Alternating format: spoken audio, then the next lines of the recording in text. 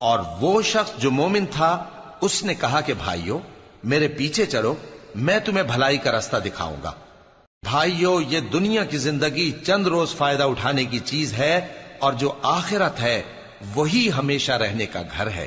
جو برے کام کرے گا اس کو بدلہ بھی ویسا ہی ملے گا، اور جو نیک کام کرے گا مرد ہو یا عورت جبکہ وہ صاحب ایمان بھی ہو تو ایسے لوگ بہشت میں داخل ہوں گے، وہاں ان کو بے حساب رزق ملے گا۔ اور اے قوم میرا کیا حال ہے کہ میں تو تم کو نجات کی طرف بلاتا ہوں اور تم مجھے دوزخ کی آگ کی طرف بلاتے ہو۔ تم مجھے اس لیے بلاتے ہو کہ اللہ کے ساتھ کفر کروں اور اس چیز کو اس کا شریک مقرر کروں جس کا مجھے کچھ بھی علم نہیں، اور میں تم کو عزت و اقتدار والے بخشنے والے معبود کی طرف بلاتا ہوں۔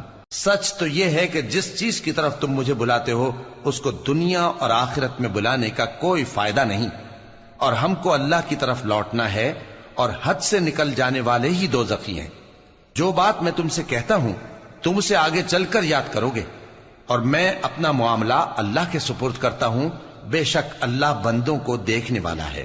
غرض اللہ نے اس کو ان لوگوں کی تدبیروں کی برائیوں سے محفوظ رکھا، اور فرعون والوں کو برے عذاب نے آ گھیرا، یعنی آتش جہنم کے صبح و شام اس کے سامنے پیش کیے جاتے ہیں، اور جس روز قیامت برپا ہوگی حکم ہوگا کہ فرعون والوں کو سخت عذاب میں داخل کرو۔ اور جب وہ دوزخ میں جھگڑیں گے تو غریب لوگ بڑے آدمیوں سے کہیں گے کہ ہم تو تمہارے تابع تھے، تو کیا تم دوزخ کے عذاب کا کچھ حصہ ہم سے دور کر سکتے ہو؟